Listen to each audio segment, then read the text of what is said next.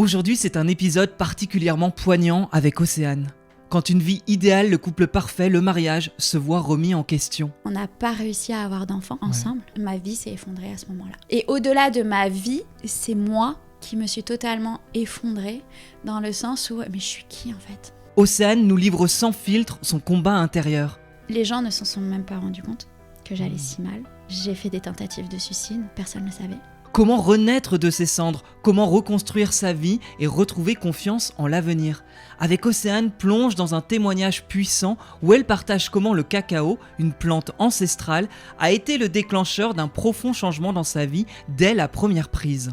Je trempe mes lèvres et là je me retrouve plaquée contre le mur derrière moi. Et là je pars en voyage. Des moments de reconnexion. Moi le cacao c'est cette pause. Moi déjà il m'a reconnectée à l'amour, mais à l'amour de moi-même. Parce que l'amour de la nature et de la terre, je l'avais déjà. Mais moi, c'est vraiment à mon amour propre qui m'a reconnectée.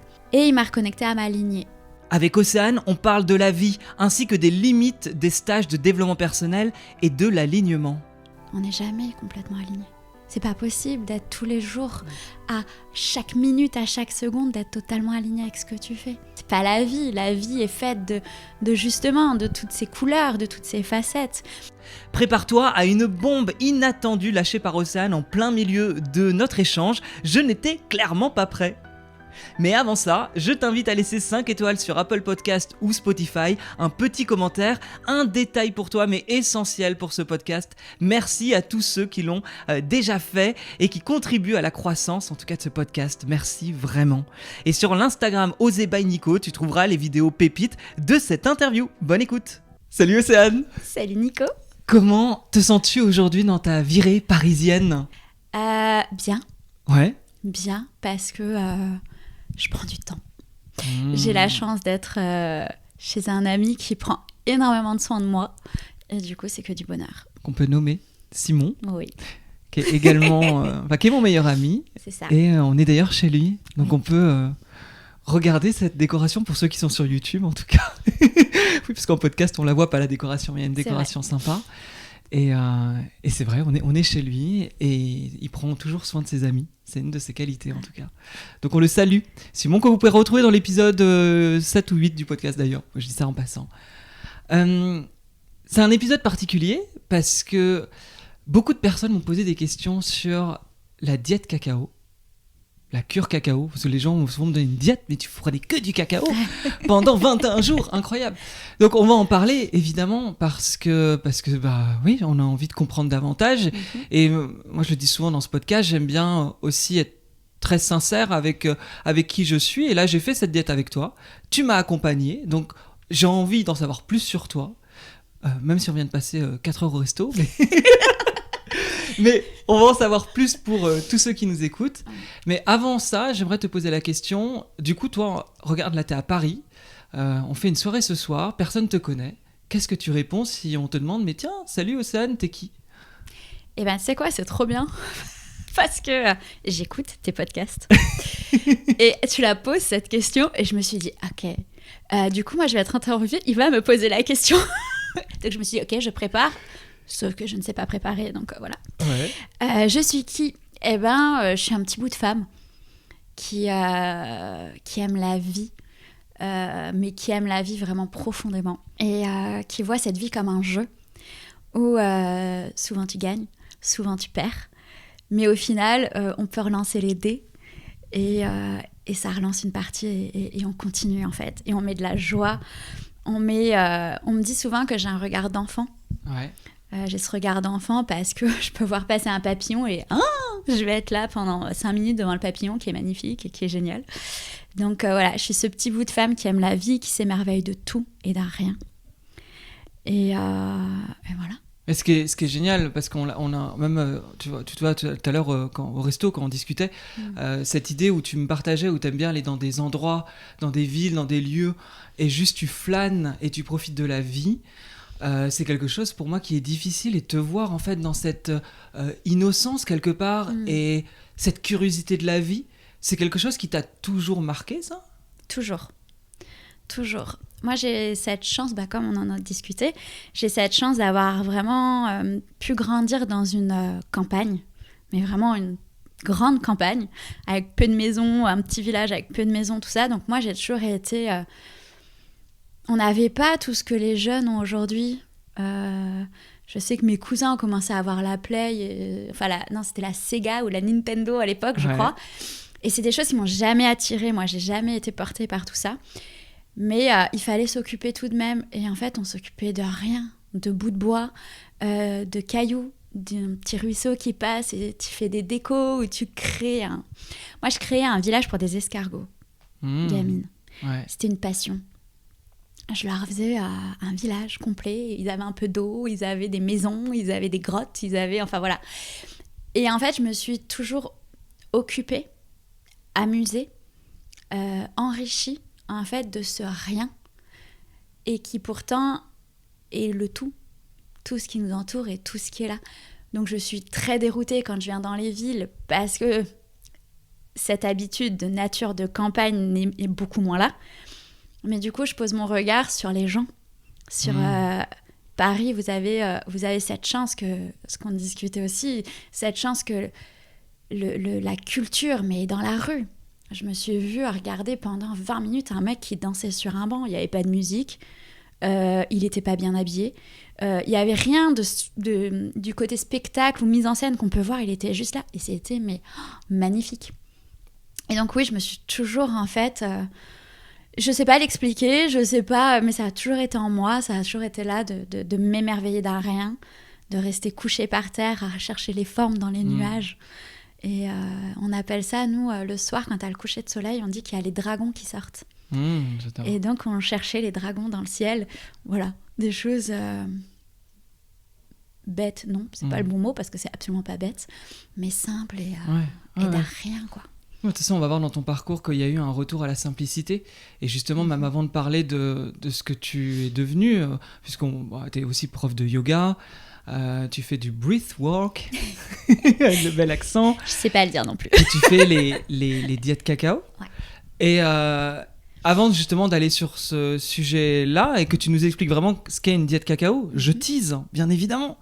J'aimerais quand même savoir, parce que t'es passé par ce qu'on pourrait dire une vie toute tracée. Ça a été quoi pour toi cette vie tracée ? Ça ressemblait à quoi cette vie où à un moment donné tu rentrais dans les cases ? Avant, on va voir que tu changes de chemin. Cette vie tracée, c'est la vie qu'on a tous, qu'on peut tous avoir. Cette vie d'une famille... alors j'ai eu des parents séparés, mais j'ai pas souffert, absolument pas de ça. Parce que j'avais un cocon familial très présent du côté de ma maman, même du côté de mon père aussi, qui est beaucoup plus petit en nombre de personnes. Mais moi, j'ai toujours été très entourée de ma famille. J'ai grandi comme ça, je me suis mariée tôt. Enfin, à quel âge ? Je ne me suis pas mariée tôt, j'étais en couple à 19 ans. Ouais. Et j'ai passé 13 ans avec cet homme-là, où je me suis mariée pendant 5 ans. Donc je me suis mariée à 27 ans. Ouais. Si je dis pas de bêtises. Et voilà, cette vie qu'on te voit, maison, chien, chat, lapin, potager, la jolie maison, les belles voitures, les voyages, l'envie d'une famille, de composer une famille aussi après. Donc moi, je dis toujours, c'est la vie des films, qu'on voit dans les films. Où, tu te reconnaissais là-dedans ? Mais complètement. C'est-à-dire que ça te parlait en tout cas, tu baignais, parce que du coup tu as été élevé dans une famille très présente, tu as très vite voulu concevoir toi aussi ton propre cocon et cette famille, mais la tienne du coup, et tu te sentais alignée en tout cas à ce moment-là, dans ces années-là ? Complètement, j'étais la jeune femme la plus heureuse au monde. Ah, ok. Complètement, parce que je ne connaissais que ça. Ouais. Et moi de pouvoir... Donc moi, je n'ai jamais connu mes parents ensemble. Ils se sont tout de suite séparés. Donc moi, si tu veux, même si mes oncles et tantes étaient encore ensemble, mes grands-parents ensemble aussi, on va dire que vraiment le parent proche, moi, je ne savais pas ce que c'était que la vie de couple. Tu vois, ce lien-là et tout. Et le fait je le voyais comme une victoire. Ouais. Désolée, maman. Je le voyais comme une victoire de me dire « Waouh, regarde, moi, je suis en train de créer ça ». Ma seule envie, ma seule image, c'était de me dire les repas de famille où j'ai mon mari à côté de moi, mais qui fait partie de la famille, tout comme moi je fais partie de la sienne. Et même si, c'est vrai qu'avec du recul, pour moi à l'époque, même si j'étais très dans sa famille, ça avait moins d'importance que lui soit dans la mienne. Parce que c'était mon image à moi, c'était mon cadre à moi, de la photo de famille parfaite, où tout le monde est dessus, tout le monde s'éclate, tout le monde... voilà. Et ouais, j'étais heureuse de ça, moi. C'était incroyable. C'est fou parce que c'est vrai que qu'est-ce qui a pu se passer finalement pour que ça ne soit plus comme ça? Qu'est-ce qui s'est passé en toi pour que ça change autant? Et bien, ce qui s'est passé, le premier déclencheur, c'est que, en fait, justement, cette idéalisation ne s'est pas produite, puisqu'on n'a pas réussi à avoir d'enfants ensemble. Ouais. Donc, en fait, si tu veux, c'est la première carte du château qui s'écroule. Parce que tout ce que tu t'étais mis en tête, tout ce que tu as idéalisé n'arrive pas. Donc, entre guillemets, c'est un peu comme si je vivais, que je découvrais ce que c'était un premier échec. Parce que finalement, dans ma vie, jusqu'à là, j'ai pas eu d'échec. Tu faisais quoi comme boulot? J'en ai fait plein. Ouais. J'en ai fait plein. À cette époque-là, j'étais déjà prof de yoga. Ok. J'étais déjà prof de yoga. Ouais, j'étais déjà prof de yoga, ouais. Et ton ex-mari? Lui, il était manager en banque, donc au poste, ouais. Et il a entamé une reconversion pour être pilote d'avion. Ah oui, ok. Je l'avais poussé à son rêve. Alors c'est drôle parce qu'en imaginant, tu vois, le pilote d'avion avec la prof de yoga, je trouve que c'est même extrêmement jugeant presque quand je le dis comme ça, mais il y a un côté, on imagine la belle maison, la belle voiture, les voyages et les enfants qui courent avec le chien dans le jardin, et lui fier de sa femme connectée au corps, et toi fier de cet homme qui exprime son yang. Mais complètement, mais tu es dedans, mais complètement. Et pourtant, le fait de ne pas pouvoir avoir d'enfants, ouais. Qu'est-ce que ça a provoqué chez toi, cette complication? Ça, en fait, tu sais, là, les gens qui font les montagnes de cartes, où si tu enlèves juste une carte, il y a tout qui s'effondre. Moi, ça a fait ça. Donc, en fait, on a enlevé cette carte de ne pas réussir à avoir d'enfants et de ne pas expliquer pourquoi ça ne marche pas. Puisqu'on allait bien tous les deux, on a fait des tests, on allait très bien tous les deux. Donc en plus de ça, tu ne l'expliques pas. Donc ça a enlevé cette carte et ça a tout fait s'effondrer. Je le dis, ma vie s'est effondrée à ce moment-là. Et au-delà de ma vie, c'est moi qui me suis totalement effondrée dans le sens où, mais je suis qui en fait? Le but ultime de ma vie, tu vois, il manquait ce petit bébé pour que mon cadre que je m'étais fait imaginer soit complet. Ça, je peux pas. Donc, je ne l'aurai pas. Ouais. Mais je suis qui alors? Qu'est-ce qui était remis en question? Moi. Mais toi, dans... Moi, dans tout. Qui je suis? Tu vois, la question de... ok, on m'a posé cette question d'ailleurs. Et c'est ça qui m'a fait une très grosse prise de conscience. C'est qu'on m'a posé cette question de Océane, tu es qui? Tu enlèves que je suis prof de yoga, que je suis femme, la femme de, que je suis ci, que je suis ça. Océane, tu es qui? J'ai été incapable de répondre.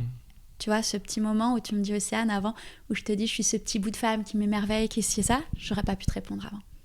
Incapable. Ah ouais. T'avais perdu en fait peut-être une forme d'innocence. En fait, tu vois, des responsabilités, des échecs, enfin un échec là qui a remis en question un peu tout dans ta vie. Je saurais pas te répondre. Parce que vraiment, j'ai l'impression que ça va vraiment beaucoup plus loin que tout ça. C'est un côté où, à ce moment-là, j'ai connecté à qu'on est plusieurs choses. On est un corps, ouais.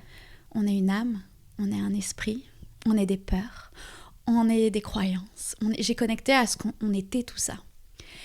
Et mon âme, qui est quand même, pour moi, l'essence de qui tu es, au-delà du corps, parce qu'un corps, ça se change. Un corps, c'est voilà, suivant comment tu es habillé, une âme, tu ne peux pas, une fois que tu touches à l'âme de quelqu'un, tu touches à sa vérité profonde. Et moi, c'était mon âme complètement ok, elle est là, peut-être, elle est incarnée là, dans un monde déjà où je me sentais pas trop à ma place. J'ai du mal, moi, dans ce monde où tout est très matériel, où tout est très porté sur la réussite, la croissance, toujours de la croissance, toujours plus de croissance et tout. Moi, déjà, j'ai du mal à me retrouver dans tout ça. Mais là, en plus, waouh. Tu sais que je viens de réaliser dans ce que tu dis, pourquoi je me suis autant reconnu dans les 21 jours d'accompagnement avec toi sur le cacao. Parce que les questions que tu t'es posées à ce moment-là, c'est les questions que je me pose aujourd'hui. Ah oui. Et dernièrement, je réalisais que c'était une question d'âme. C'est où je vais en tant qu'âme, en fait, qui je suis, hors couple, hors l'appart de 60 mètres carrés, hors tout ça. Finalement, quand on revient au basique, quand on n'a plus rien, quand on a une vie à construire, qui on est vraiment. Exactement. Et je pense que tu m'as vraiment aidé parce qu'en fait, là, je me rends compte que tu as connu ce passage-là. Tu as connu la remise en question quand on reprend tout à zéro et qui on est et où on va.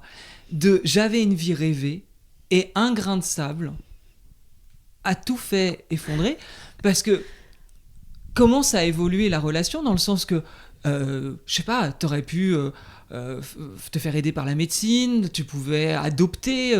Il y a différentes manières d'avoir un enfant aujourd'hui. En quoi, justement, ne pas pouvoir avoir d'enfant, ça a tant remis en question et ça a fait chuter ce tas de cartes? Bonne question. Très bonne question. Waouh. Je sais pas si je pourrais véritablement répondre à tout ça. Mais moi, si tu veux, c'était vraiment dans ma croyance à moi et dans moi, ce que je pouvais vivre, c'était que c'était ma profondeur à moi qui ne pouvait pas créer. Mon être à moi n'était pas capable de créer la vie. Donc à partir du moment où je ne peux pas créer la vie, je ne peux pas créer. Dans ma croyance à moi, à cet instant, au moment où je vivais cette expérience et tout ça. Bien sûr qu'aujourd'hui, la médecine peut aider. Bien sûr qu'aujourd'hui, on peut adopter. Bien sûr que si ou ça. Mais pour moi, ça, c'était aller, si tu veux, un peu chercher de la facilité. Et voir cette facilité qui n'est absolument pas un chemin facile ou quoi que ce soit. Mais c'était de me dire, ok, je vais de nouveau chercher à l'extérieur pour moi me combler de quelque chose. Alors que là, il y a tout mon être qui est en train de me dire, il y a quelque chose qui ne va pas à l'intérieur. Et ça, cette conscience-là, je l'ai eue. Je sais pas comment, je saurais pas t'expliquer parce que à cette époque-là, oui, je faisais du yoga peut-être, mais j'étais pas non plus dans un dev perso, dans un truc ou quoi que ce soit, tu vois, j'étais la fille qui vivait sa vie complètement normalement, oui, le yoga, j'aimais ça, mais ça c'est pareil, je pense que depuis toute petite, j'ai ce truc je le dis pas de manière péjorative, mais de meuf perchée. Je l'ai depuis toujours. Moi, je sais qu'on est plus que juste ça. Ouais. Et alors qu'on me l'a pas expliqué, alors que j'ai pas du tout une famille qui est là-dedans, mais je sais qu'on est plus que ça. Et là, c'était vraiment ce message de non, j'ai pas envie d'aller chercher à l'extérieur.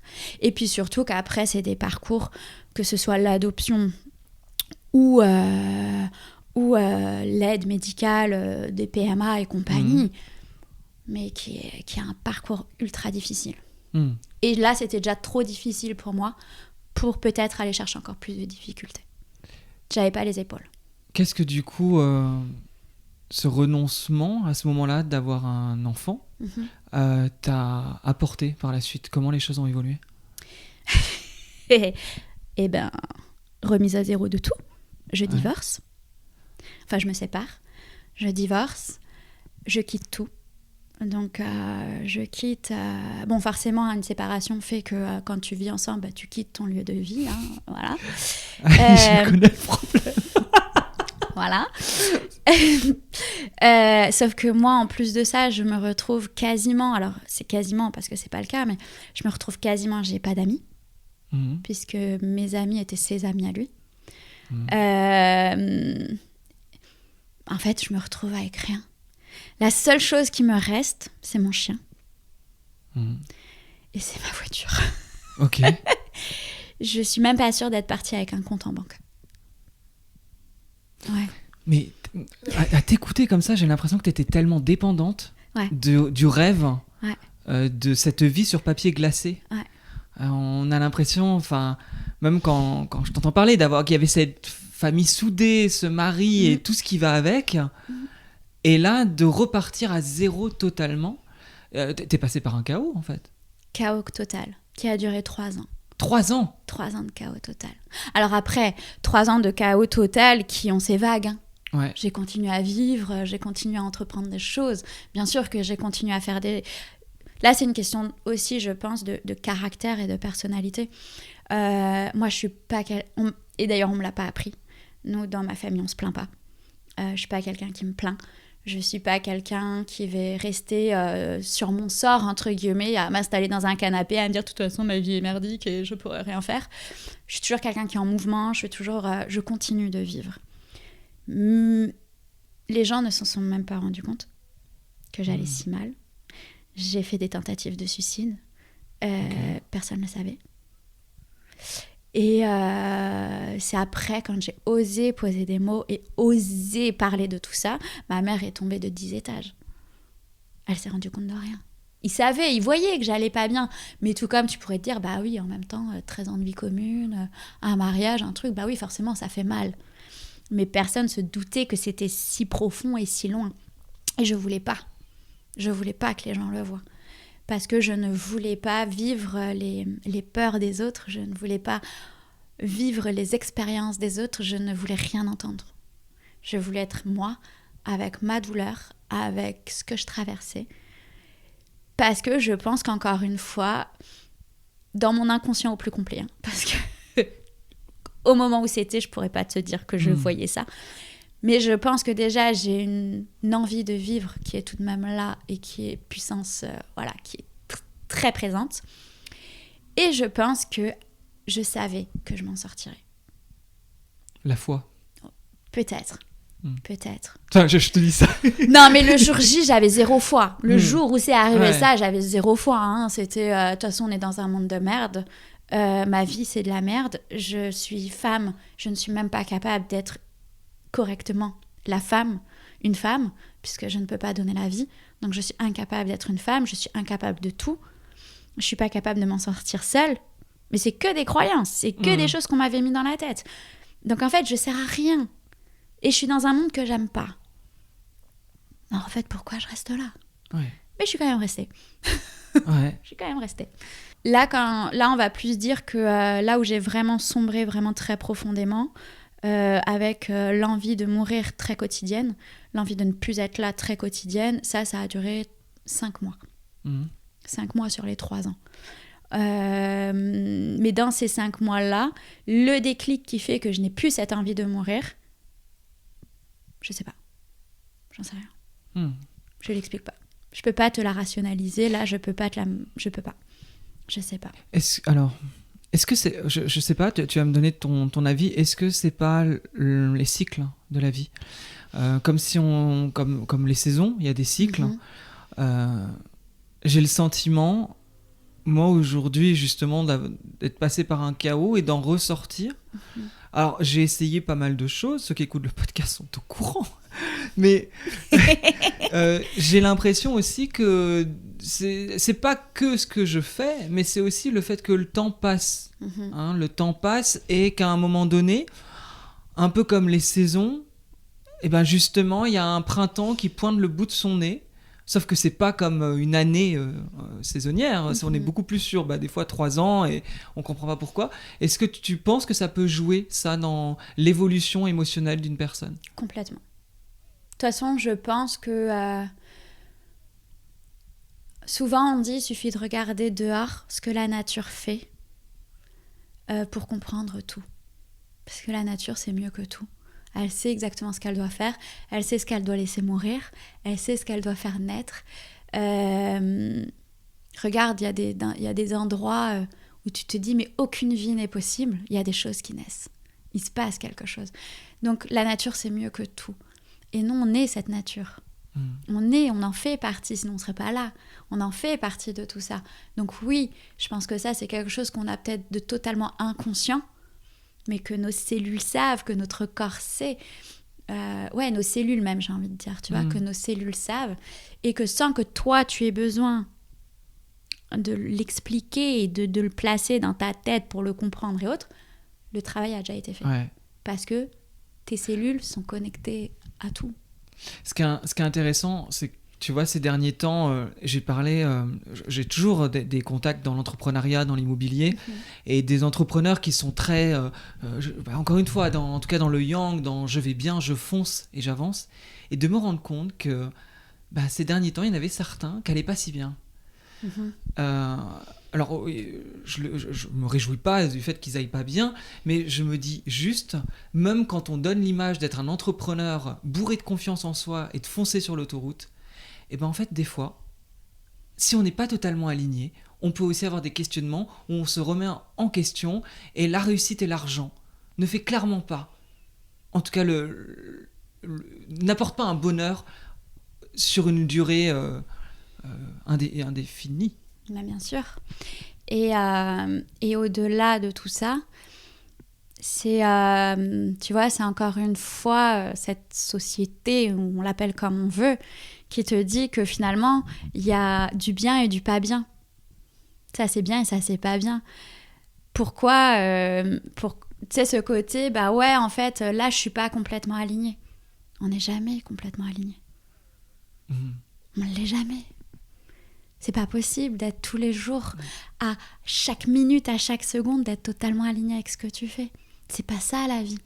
Sinon, on serait des êtres surnaturels et trucs. C'est pas la vie. La vie est faite de justement, de toutes ces couleurs, de toutes ces facettes.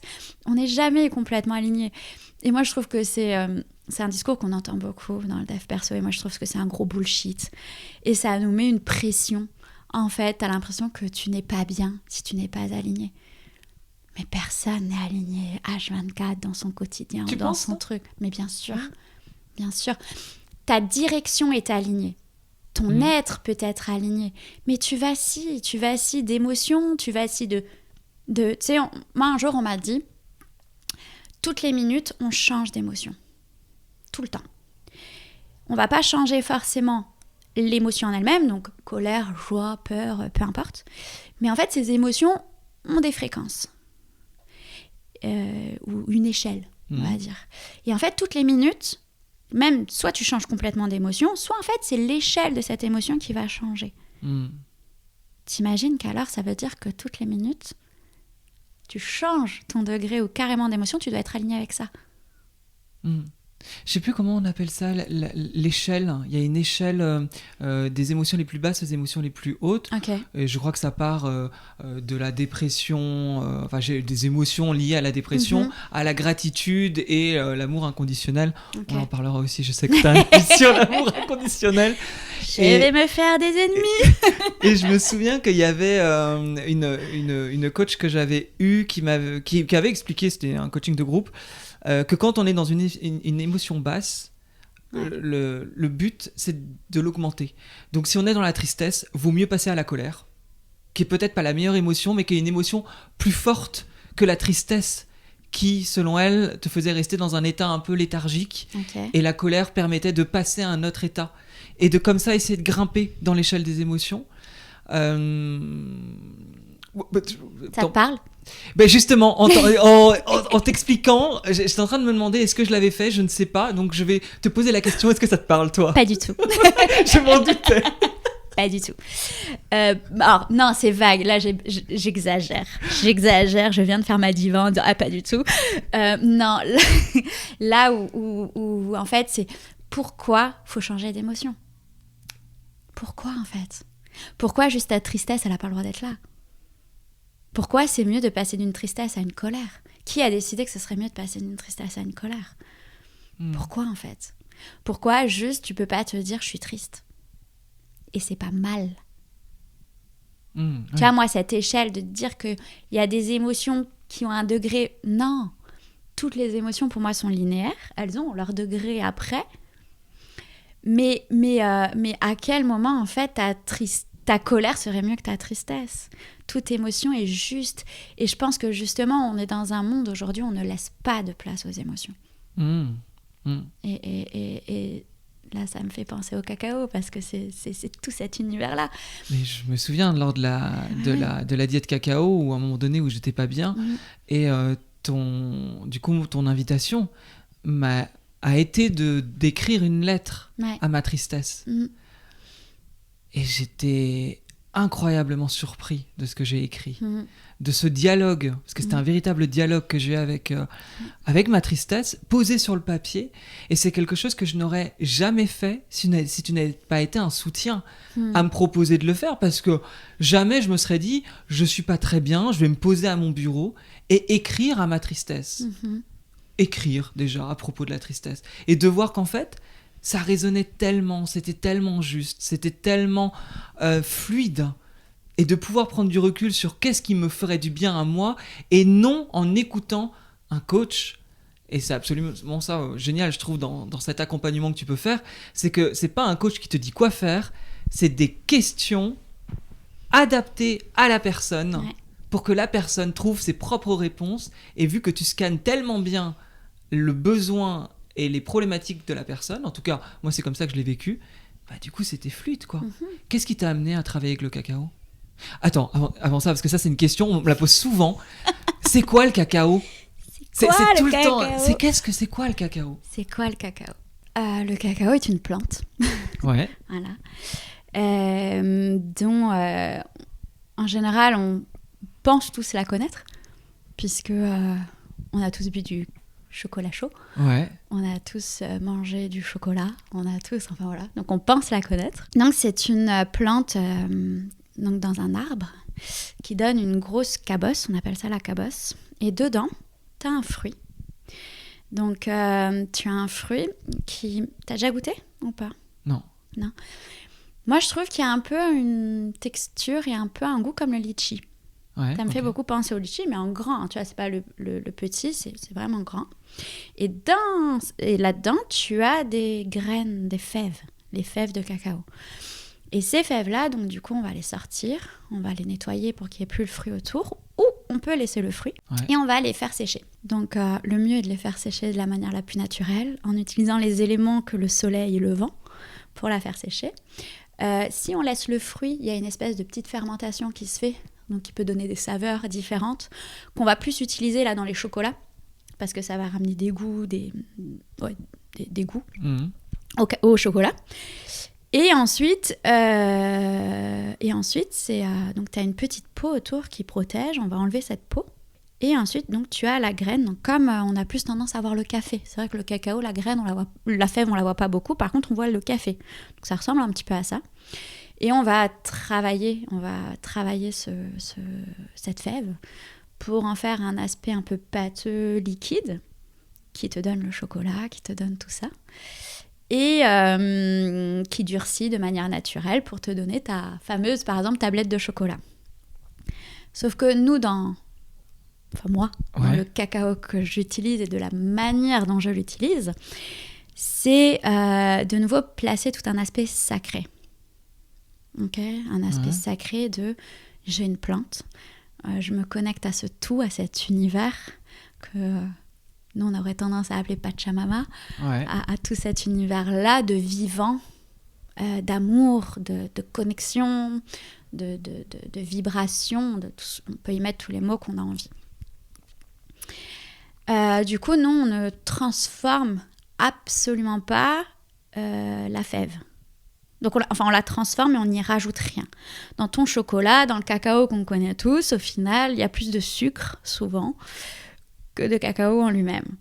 Si tu prends du cacao 99%... Non, 99%. Il y a 1%, il y a autre chose. Mais ça veut dire qu'il est quand même très pur. Ouais, mais il est transformé. Enfin, il est transformé. Quand je dis transformé, c'est qu'il y a quand même quelque chose qui est rajouté dedans. Et ça fait une grosse différence. Je veux dire, on pourrait pas prendre du cacao 99%, le faire dans de l'eau chaude et ressentir les mêmes effets ? Si je suis très honnête, oui. Puisque c'est toi qui es maître de l'effet. C'est toi qui es maître de ce que tu vas vivre. Donc tu n'aurais même pas besoin du cacao pour décider de t'emmener dans quelque chose et autre. Mais on sait tout de même les effets aujourd'hui qu'ont le sucre sur le corps, sur notre cerveau, sur tout ce que ça nous amène en fait. Et malheureusement, même si on se dit ok, même mon cacao par exemple, je le mélange, on me dit souvent, donc nous on le mélange à l'eau, mais on dit souvent je peux mettre du lait végétal. C'est du lait végétal, c'est pas de la vache, c'est pas du... Oui, mais il y a du sucre. Et on sait les effets du sucre aujourd'hui sur notre cerveau, on sait la dépendance que ça crée, on sait toutes les connexions que ça bousille dans le cerveau. Et non, on ne veut absolument pas ça. Il faut que ce soit pur. Pur. C'est quoi les bienfaits du cacao, du coup? Le cacao, c'est un super aliment. Il va dans les catégories des super aliments parce qu'il a un... Alors, je suis très nulle là-dessus pour retenir les noms, les trucs. Je laisse ça aux gens qui savent très bien gérer tout ça. Mais le cacao est un super aliment qui contient énormément de nutriments. Énormément de nutriments. Et du coup, c'est un booster d'énergie.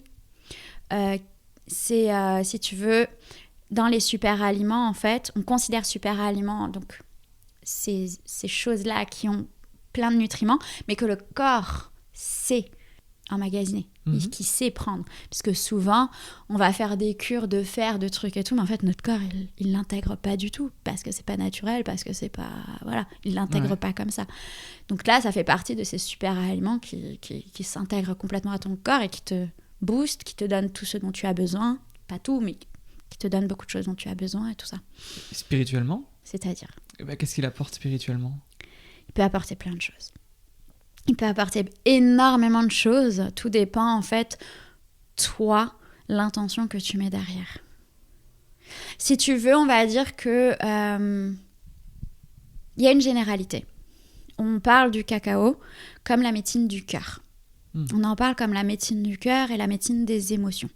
Dans les plantes ancestrales, si ça va parler aux gens, donc dans les plantes ancestrales, il y en a plein. Mais donc il y a le cacao, on peut mettre le tabac dedans, qui est très connu, à la fois oui, à la fois non, mais l'ayahuasca, ce genre de choses, on met tout ça dans les plantes ancestrales. C'est une catégorie de plantes ancestrales. Parce qu'elles ont toujours été utilisées sous forme justement de cérémonies.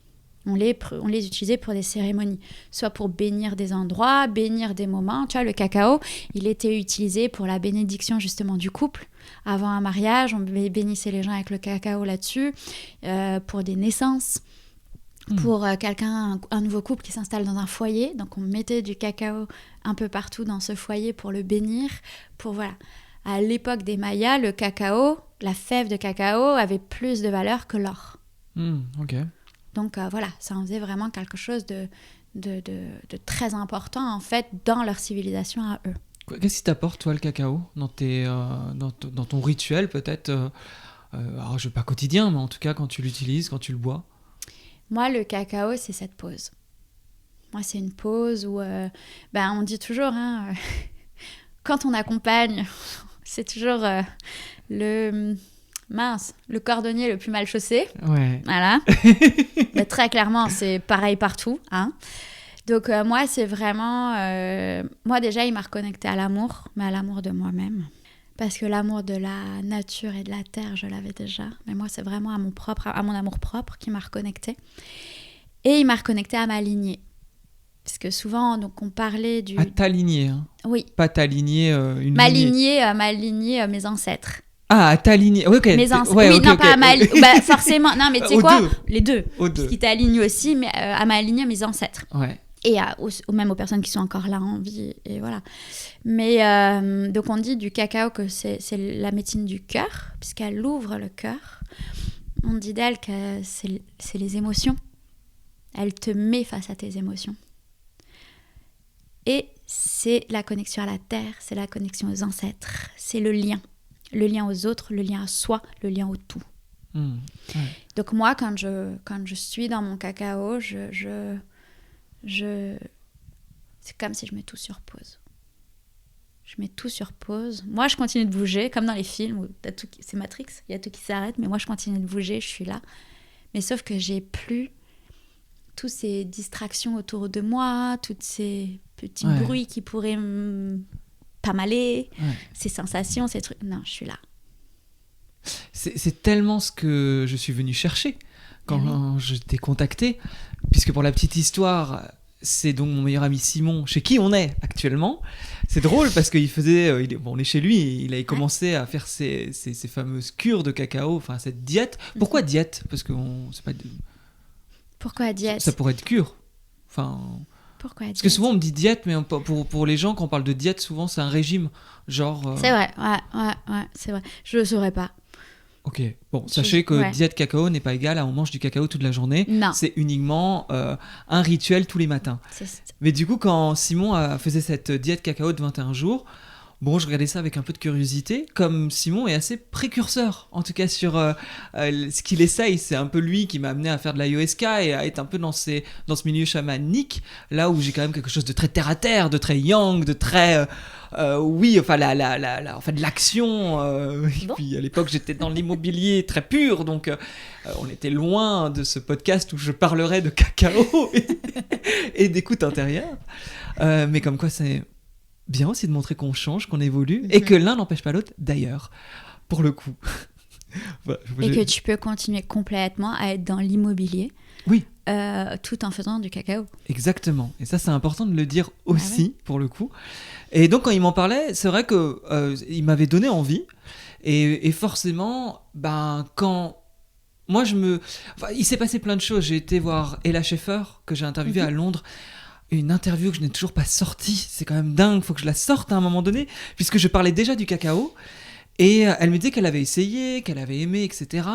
Et mon ex londonien m'a dit qu'il est sorti d'une dépression grâce au cacao. Donc autant te dire que ça a fait écho à mon oreille, moi qui étais dans une période très compliquée. Et du coup, de fil en aiguille, Simon, dis-moi, c'est bien avec Océane que tu as fait ta diète cacao, comment je peux la contacter ? Donc il m'a dit de te contacter, et là, ce que j'ai aimé, bien plus que le cacao, et certes, ça a été le rituel qu'on a mis ensemble, mais c'est l'intention et le travail qu'on a fait autour, puisque toi, tu m'as accompagné pendant 21 jours avec des méditations qui m'étaient destinées, avec des questionnements qui m'étaient destinés. Et là où la première journée, je n'avais pas voulu forcément t'embêter avec qu'est-ce que j'avais ressenti, tu m'as dit je t'invite à me livrer ton ressenti tous les jours, si tu le souhaites. Et ça, j'ai adoré, parce qu'en fait, dans ce côté, je connecte tous les matins. Tous les matins, je me lève. La première chose que je faisais, c'était écouter ta méditation en buvant mon cacao et en écrivant ce que je ressentais et mes émotions. Qui, dans sa vie, fait ça pendant 21 jours ? Parce que je pense même que si on médite, on n'est pas forcément dans une écoute aussi attentive.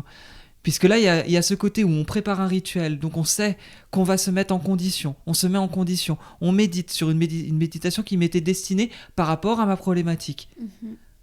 Et ensuite, j'écris, et ensuite, je te le livre. Et toi, tu me fais un retour, et on en discute. S'il y a lieu de discuter aussi. Et c'est vrai que la lettre à la tristesse m'avait beaucoup marqué. Le fait qu'à un moment donné, j'ai voulu prendre un chat... J'ai voulu acheter un appartement en 24 heures et en 3 jours, j'étais prêt à signer un compromis pour un appartement au rez-de-chaussée, alors que moi j'adore la lumière, mais parce qu'il y avait une terrasse et que je voulais un chat et que je voulais un chat nu. Je l'ai mis sur Instagram pour ceux qui avaient un peu suivi, et que j'étais partie un peu dans mon yang très fort. Et toi, tu ne m'as jamais dit n'achète pas d'appart ni de chat, mais tu m'as questionné. Pourquoi tu veux cet appartement ? Pourquoi tu veux ce chat ? Et tu avais fait une méditation extrêmement forte. Je ne vais pas la détailler, parce que le but aussi, c'est que si des gens viennent te voir, il n'y ait pas de spoiler, entre guillemets. Non. De toute façon, il n'y en aura pas, puisque c'est individuel. C'est individuel. Mais en tout cas, tu m'avais dit vraiment d'une méditation autour de l'arbre, comme si j'étais un arbre, et de voir mes réelles aspirations. Qu'est-ce qu'étaient ces nuages avec les envies ? Et ça, c'est une question, d'ailleurs, là, je parle beaucoup de moi dans l'expérience, mais posez-vous la question, c'est quoi les nuages avec les envies qui passent et les réelles inspirations ? On est le tronc, les feuilles sont nos aspirations, et les nuages sont les envies et les désirs. Et si on les laisse passer, que reste-t-il ? Que reste-t-il ?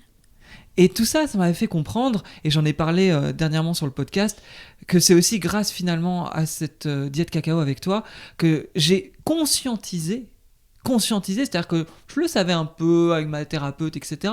Mais c'est vraiment avec toi que j'ai mis les mots. En fait, tu cherches la reconnaissance, l'amour des autres, la résultante, avant même de toi être dans la joie et dans la vibration de ce que toi, tu es réellement. Et que tant que je chercherai à avoir l'appartement pour mon chat et dire que j'ai changé de vie, que j'ai repris ma vie en main, que j'ai un chat nu incroyable que je pourrais mettre sur Instagram, ça partait de je cherche à montrer aux gens comment je peux être bien. Or, non, l'important c'est qu'est-ce qu'on est, qu'est-ce qu'on ressent et qui on est. Eh oui. T'as le sentiment, toi, d'avoir trouvé cette vibration, d'être dans la joie et de ne plus dépendre du regard des autres? Oui, même si ça reste. Même si ça reste, parce qu'aujourd'hui, on est surconnecté. Donc, on a accès à tout ce visuel qui est un cadeau, mais qui est un enfer aussi. Que de voir, justement, aujourd'hui, on voit toute cette réussite des autres. Elle est très mise en avant. T'as l'impression que les réseaux, aujourd'hui, c'est vraiment regarder tout ce que je suis capable de faire, regarder comme je m'assume, regarder comme je suis là. Ok. Donc moi, bien sûr, je le vois ça aussi. Et bien sûr que ça me remet des fois à me dire « Mince, moi aussi, j'aimerais bien briller comme ça. » Mais non, ça me passe. Ça m'arrive. Ouais, exactement ça. C'est que c'est là. Et quand je vois une nana qui avance comme ça et qui est en rondeur et autres, mais qui assume complètement son corps et qui est magnifique, qui est belle, qui illumine l'écran, et que je vois qu'elle a 140 000 likes et 58 commentaires, bien sûr que ça me prend et que je me dis waouh, ah ouais, putain, ça envoie. Mais au fond, est-ce que ça changerait quelque chose à ma vie? Ouais.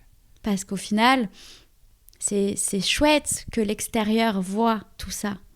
Mais le plus important, c'est que moi, je le vois. Ouais. Parce que l'autre, il changera rien à ma vie. L'autre, il peut être des petites pépites comme ça. Il peut nous faire des petits déclics, des petits trucs. Mais c'est toi et toi seul. Ton seul outil, c'est toi.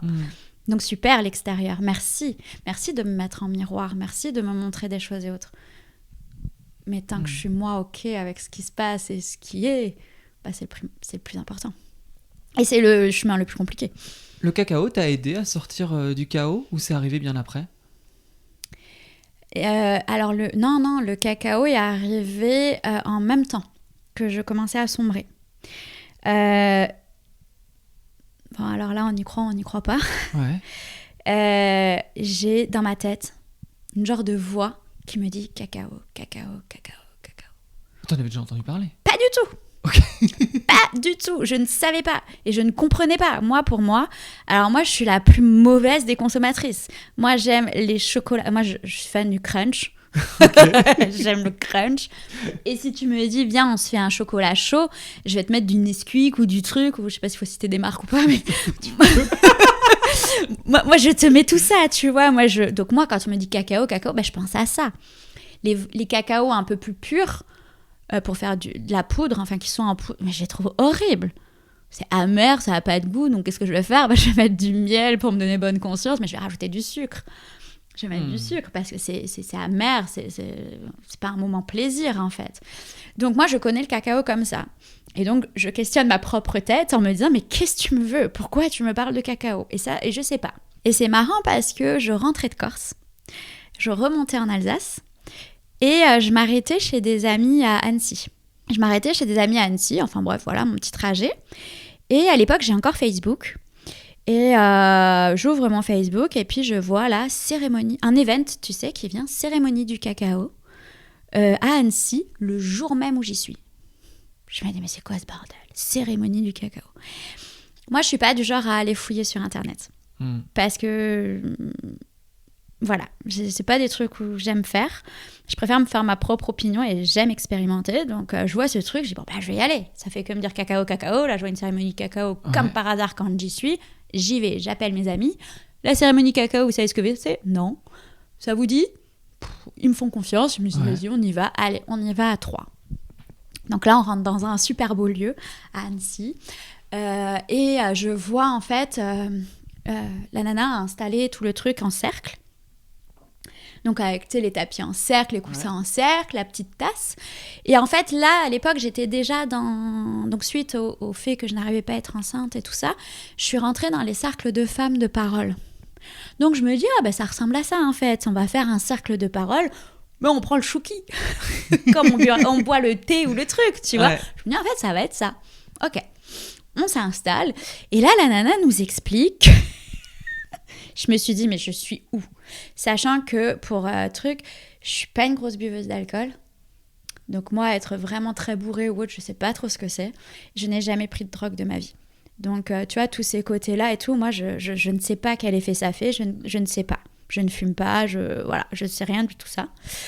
Et là, la nana nous explique que, ça va nous faire voyager, qu'il faut à peu près 20-30 minutes pour que ça agisse, truc et tout. Et je me dis, mais qu'est-ce qui va se passer?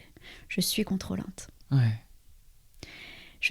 Alors, autant je laisse énormément la vie faire, par contre, je ne laisse pas l'autre faire. Là, je suis très contrôlante. Et là, je me dis, mais attends, tu vas pas me...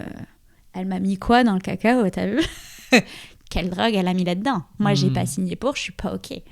Mais bon, tout le monde est à fond, tout le monde a l'air d'être bien. Mes amis, je sais qu'ils prennent pas de drogue non plus.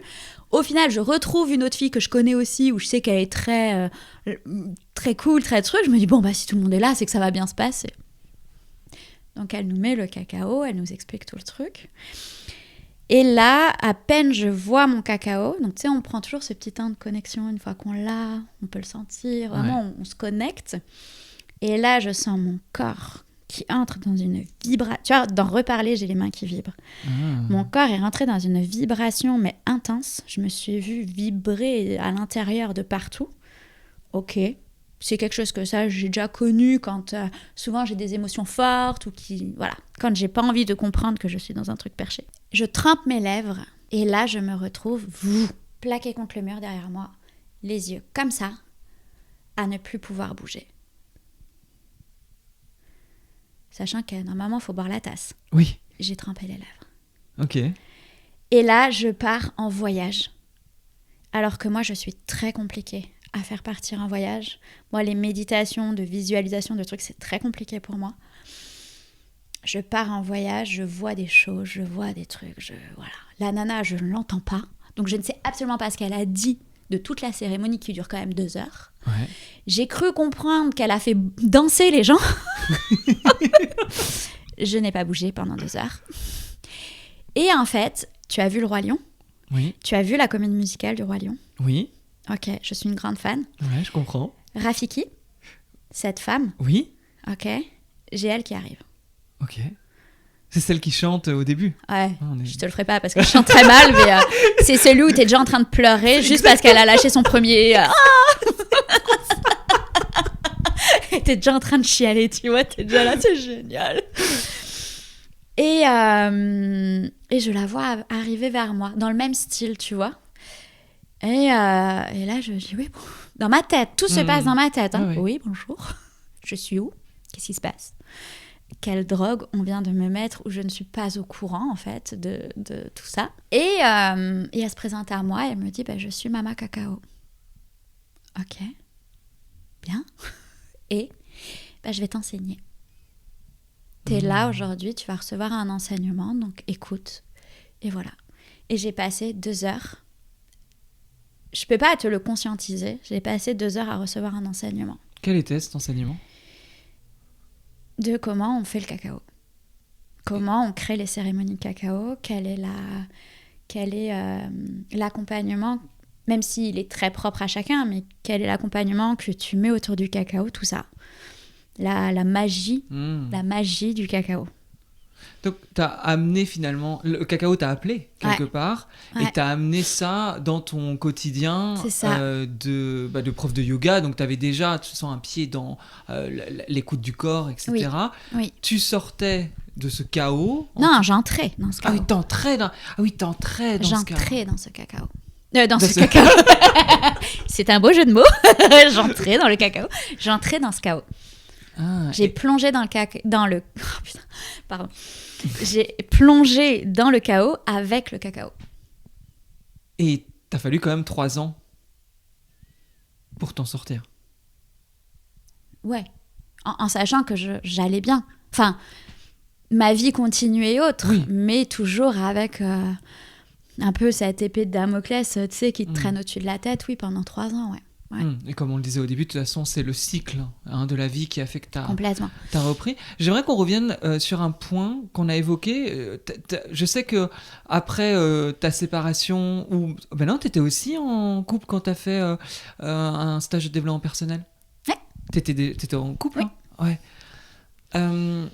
Je sais que t'as un avis partagé sur les stages de dev perso. Ah bon? Ouais. Ça t'a connecté aux autres, ça t'a sorti de ta bulle familiale, de ton Ouais. cocon, Ouais. de ta famille, et t'étais quelqu'un, on l'a vu, tu l'as dit, de très famille, et là t'as rencontré plein de gens, donc tu trouves que ça a été très positif, et pourtant t'as pas un avis forcément, les stages de dev perso, c'est les bisounours et c'est génial, pourquoi? Parce que pour moi, c'est pas la vie. Mhm. Parce que pour moi, c'est pas la vie, c'est pas le quotidien. Parce que justement, et puis pour moi, c'est très formaté. Après, je suis peut-être pas tombée sur tous les bons stages aussi, et même si ça a été une expérience fabuleuse et incroyable, pour moi, il manquait cet accompagnement.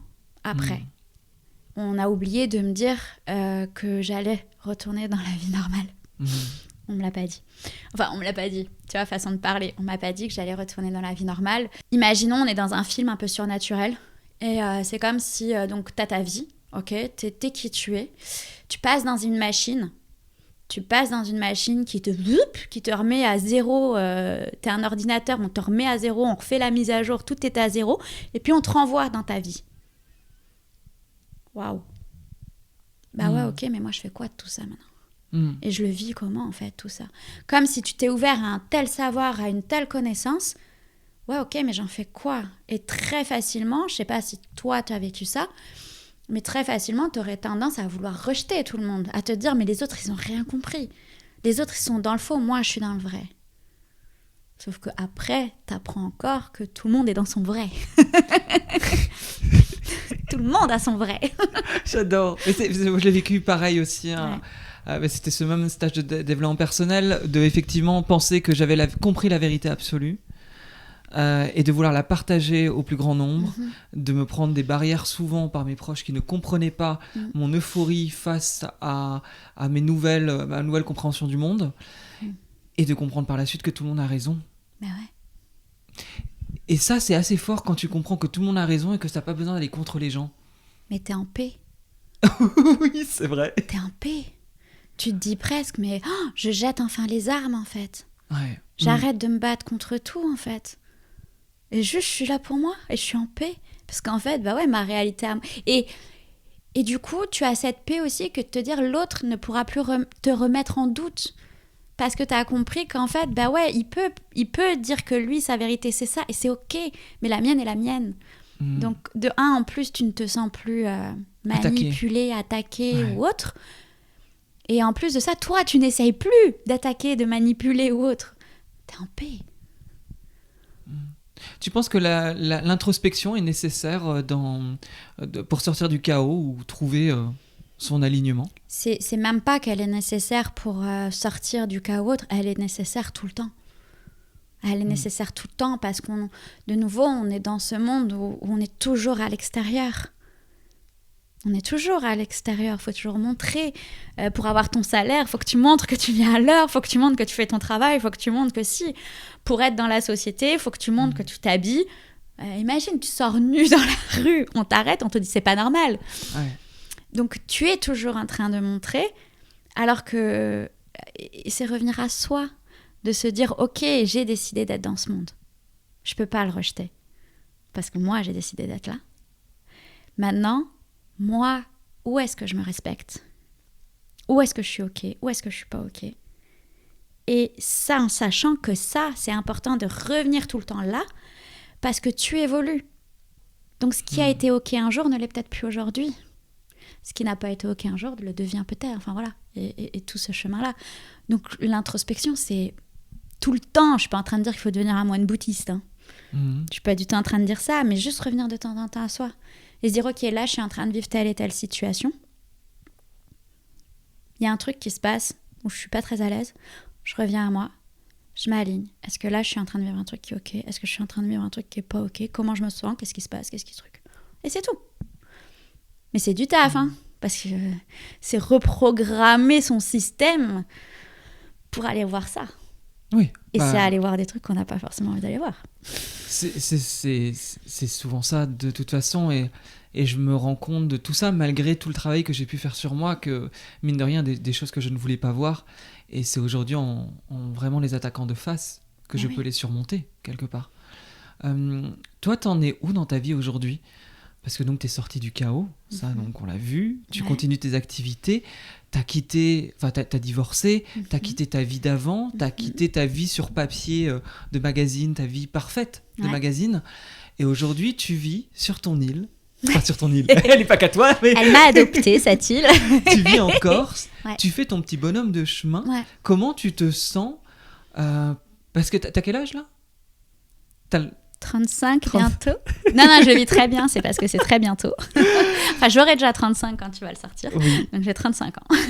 Donc finalement, tu as eu jusqu'à tes 30 ans une vie classique. Enfin, quand je dis classique, en tout cas pour toi, tu étais dans une case qui te correspondait peut-être pas.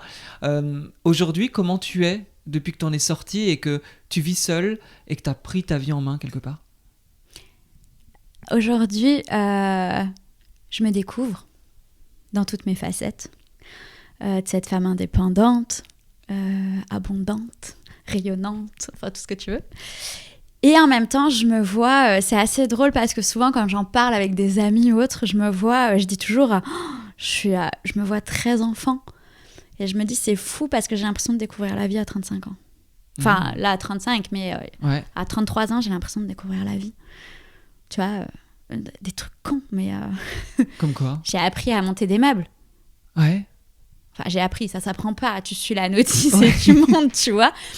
Et genre, mon premier appart que j'ai eu quand j'ai tout quitté, je l'ai décoré, j'ai tout fait moi, j'ai monté les meubles, je me suis acheté mes meubles, j'ai monté les escaliers avec mes meubles qui pesaient des tonnes. J'ai pas demandé d'aide parce que je connaissais personne. Pas grand monde. J'ai monté tout ça, j'ai monté mes meubles, j'ai fait ma propre déco, j'ai créé mon truc. Ah, mais ils en ont entendu parler pendant 3 semaines. J'envoyais des photos à tout le monde. J'étais dans une fierté, mais tu sais, une fierté enfantine. Vraiment un truc enfant de me dire, mais waouh. Bon, du coup, je découvre les relations humaines qui sont des fois un peu plus compliquées. Mais en fait, je suis une enfant et vraiment, je le prends dans ce regard d'enfant. Parce que je trouve que le regard de l'enfant, il ose plus et il se permet plus de vivre les choses parce qu'il n'a pas ce truc à dire « Ouais, mais là, je vais peut-être souffrir. » Oui. Oui, ok, tu vas peut-être souffrir, mais peut-être que le temps que tu auras vécu ça va être chouette. Et que de nouveau, qu'ensuite, tu vas apprendre des trucs de ouf. Ouais, sur un chemin, continuellement. Mais ouais, c'est ça. La vie, c'est de l'expérimentation, de toute manière. Il faut qu'on se fasse l'idée à ça. C'est qu'on est là pour expérimenter. Et que si tu le fais avec un regard un peu plus léger, un peu plus naïf, je trouve que ça passe mieux et ça met de nouveau un peu plus de joie, plus d'émerveillement et plus de tout ça. Donc aujourd'hui, moi, je suis une enfant qui découvre la vie d'adulte quand même, mais qui découvre tout ça et je trouve ça génial. Alors que ça a son lot de tuc, tu vois. T'en es où par rapport au fait d'être maman et d'avoir un enfant? Je me suis demandé si tu allais poser tout ça. Donc moi, ça c'était le sujet encore, tu vois, touchy. T'es pas obligé de répondre si tu le souhaites pas. Encore une fois, il n'y a pas d'obligation. Hein. T'inquiète pas, c'est ok pour moi. Parce que j'ai décidé que la parole ne devait plus être tabou. C'est important et je pense que moi, en tant que femme, dans cette journée des droits de la femme, tout à fait. Ça me dit, j'ai envie de prendre cette place-là, que de lâcher des pépites, enfin, que de donner cette voix, en fait, que de dire, en fait, t'as le droit de parler et t'as le droit de poser les choses. Donc là, jusqu'à maintenant, c'était encore le sujet un peu touchy, parce que très clairement, dans ma tête, je n'en aurais pas. Je ne pouvais pas en avoir, alors que rien ne disait que je ne pouvais pas en avoir, donc c'était très dans ma tête, je ne peux pas en avoir, et c'est ok, et tout ça. Et tu sais, en décembre, on fait normalement les bonnes résolutions. Donc moi, je suis pas du tout bonne résolution. Je trouve que, de nouveau, c'est du bullshit. Mais je suis plus, ok, donne un message à l'univers, au tout, enfin on l'appelle comme on veut. Et moi je me vois avec ma copine regarder le ciel et dire 2024, on fait cool, hein, on détend, il se passe rien, et juste on vit et on prend une pause parce que c'est bon, là ça fait 3 ans, on souffle maintenant. Et je l'ai vraiment vécu comme ouais, ce sera mon année, je vais être bien, je vais être truc. Et la vie a décidé que le 18 juillet, eh ben, elle me mettait un bébé dans le ventre. Donc à l'heure où je te parle, je suis enceinte. Tu rigoles? Non. Ouais.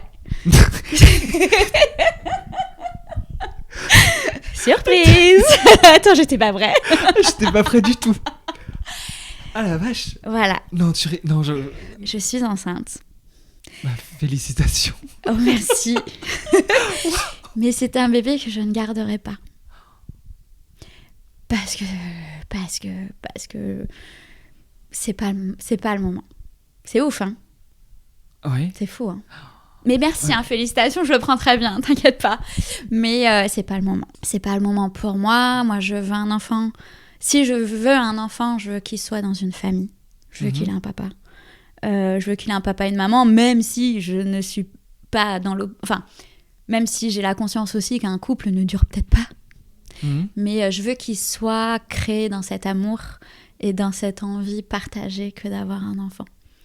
Moi, c'est un one-shot. Mais pour pas aller très franchement. Mais là, tu vas l'avoir? Non.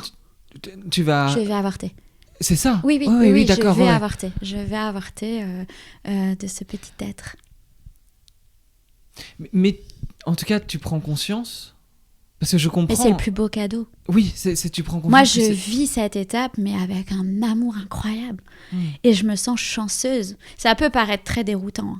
Ça peut paraître très déroutant parce que tu te dis, attends, la chose qu'elle a attendue toute sa vie, elle l'a aujourd'hui et elle va pas le garder.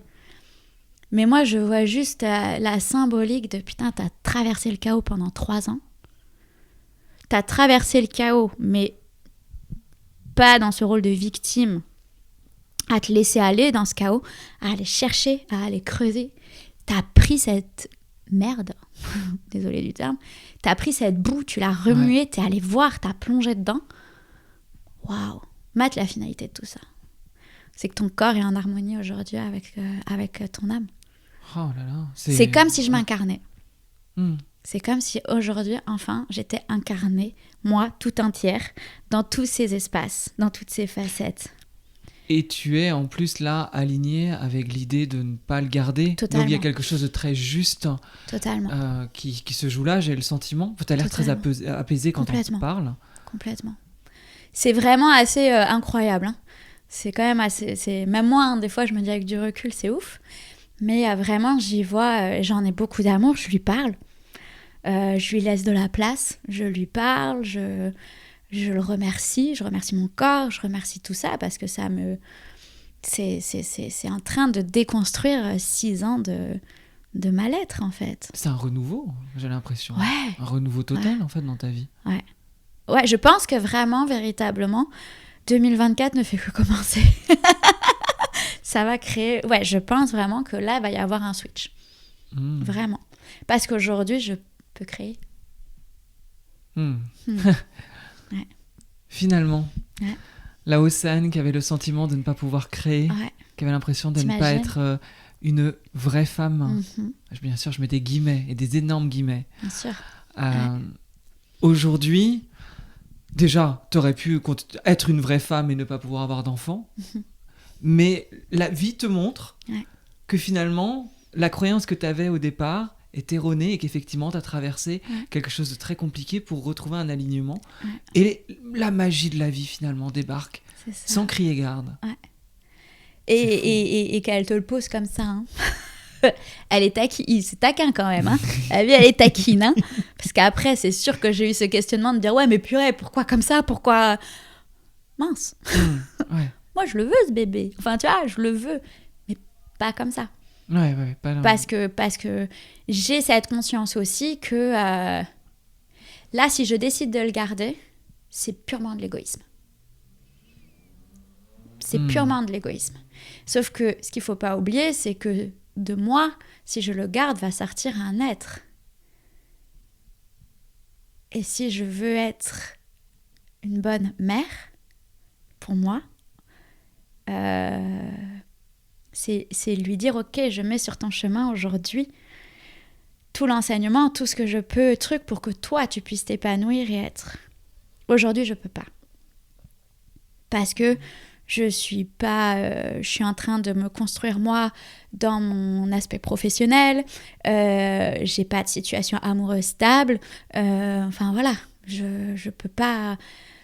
Ça voudrait dire pour moi tenir au courant le père. Et c'est pas ok. Parce que cet homme-là, je le veux pas dans ma vie. Enfin, je le veux pas dans ma vie et je peux pas priver mon enfant d'un père. Je suis personne pour priver qui que ce soit. Donc c'est pas, voilà. Pour moi, c'est pas juste. Non, c'est pas juste. Mais merci d'avoir été là. C'est le plus beau cadeau que finalement 2024 où je me suis dit, encore. Et en fait, je le vis tellement bien que je me dis maintenant il y a un cadeau en fait. Le cadeau il est beau, il est chouette. Ouais.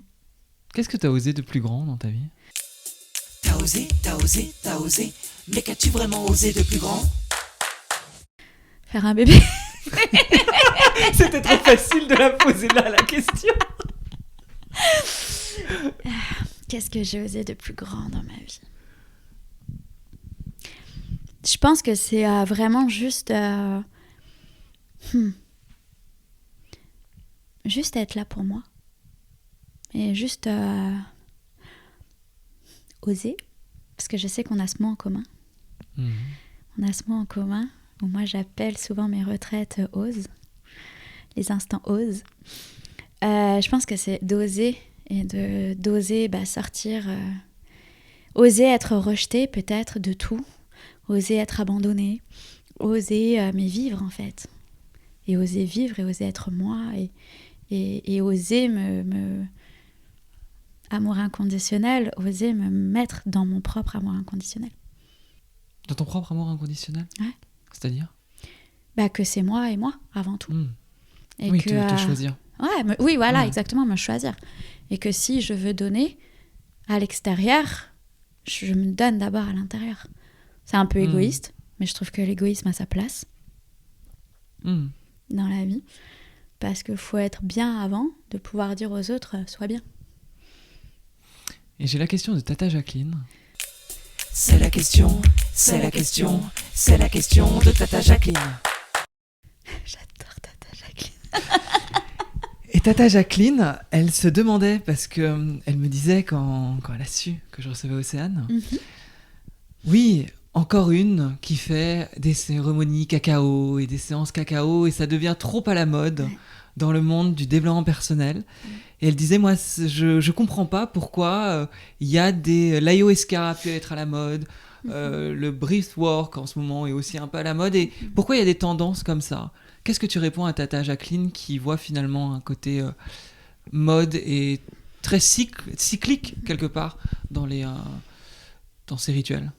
Eh bien, Tata Jacqueline, je lui prends les mains et je lui dis, mais t'as complètement raison. Mais vraiment. Je lui dis, t'as complètement raison parce que on est dans cette culture où on a besoin de trouver absolument l'outil magique pour se sentir mieux. On est à la recherche de cet outil qui va changer notre vie.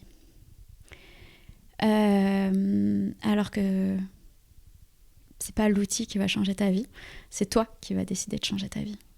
C'est toi qui vas décider de changer ta vie. Et donc, je comprends Tata Jacqueline et je dis qu'elle a raison parce que je suis aussi agacée qu'elle. Je suis aussi agacée qu'elle de voir...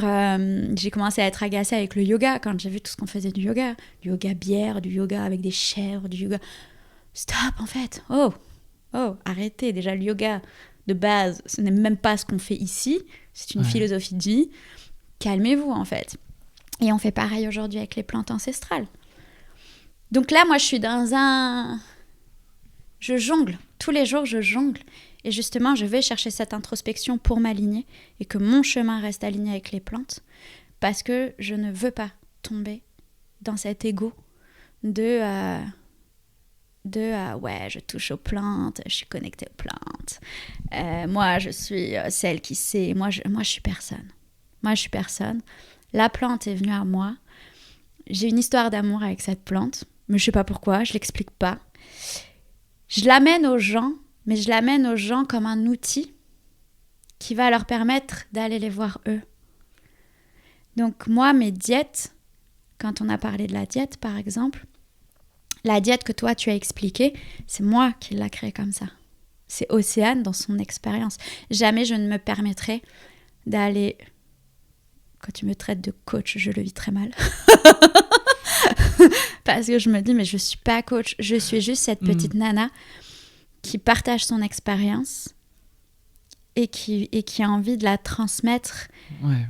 Et elle marche ou elle marche pas, peu importe, mais juste regarde ces petites pépites qu'on peut avoir et va chez toi, va chercher chez toi, même si c'est chiant, même si ça prend du temps, même si, tu sais, ce truc de ouais, il y a le cadeau. Non, il n'y a pas le cadeau partout.